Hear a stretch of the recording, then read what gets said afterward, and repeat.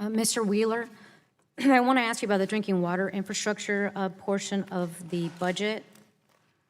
My understanding is that EPA is requesting approximately $300 million less than the FY 2019 amounts were enacted. Is that correct?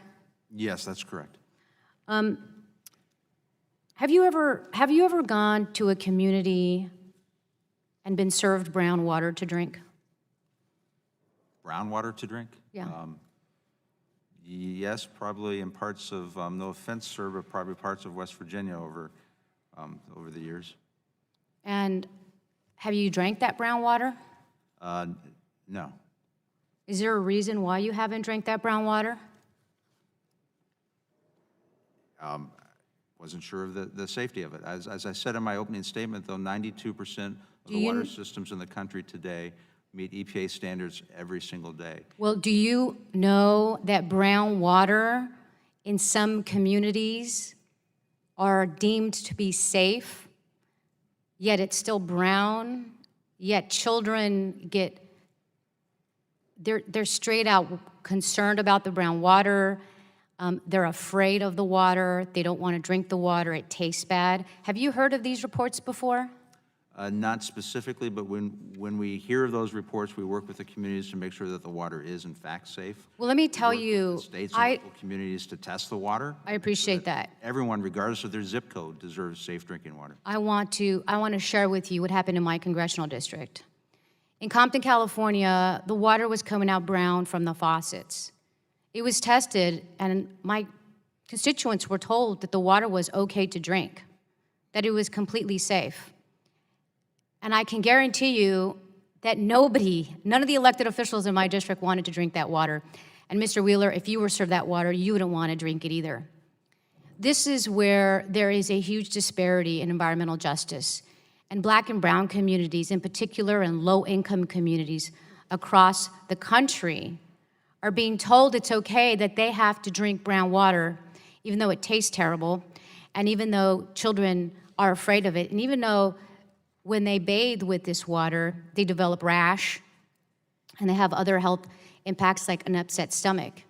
And it's completely unacceptable that anybody would have to drink brown water. And so I invite you to go to some of those communities to see the water. If you think it's safe, like it's tested, drink it. Show the community that if it's good enough for them, it should be good enough for you as well. And I see this cut by $300 million, and it concerns me. And this is exactly why we're not having infrastructure projects for safe drinking water and what I would call clean water for our constituents. And so I would ask you to visit these communities, and I would invite you to some of them. I want to move on to another topic. My district also includes the Port of Los Angeles. Now, it's one of the busiest shipping facilities in the country. Heavy-duty trains and trucks carry cargo back and forth between the port and major rail yards. Diesel exhaust from rail traffic is a significant source of air pollution, including particulate matter. Diesel exhaust is linked to higher deaths and higher incidences of asthma, cancer, stroke, heart attack, and premature deaths. My constituents have to breathe this polluted air. These are low-income communities of color that live, work, and go to school near the port and the rail corridors. They disproportionately bear the burden of this pollution. What are you doing to help these communities by reducing air pollution from locomotives and other rail facilities? Well, we're working with the state of California. When I was in private practice, I actually represented the South Coast Air Quality Management District, so I'm very familiar with the issues around the port.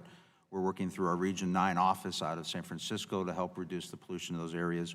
We have a number of grant programs that help areas like that. And we also, in addition to the locomotive issue, we also have the heavy-duty diesel truck issue as well. And we announced this year that we're going to reduce NOx from the heavy-duty trucks, even though I want to focus on rails, sir. I appreciate you wanting me to talk about the truck program, but could you maybe tell me on the rail program what you all are doing? I will have to get back to you specifics on the rail program. I don't want to give you wrong data. Well, will you commit to bringing EPA's regulatory power and ability to drive market incentives to bear to move the rail industry toward a zero-emissions technologies? We are working with the rail industry, and we're trying to reduce the pollution across the board. So you won't commit? Okay, thank you. I yield back.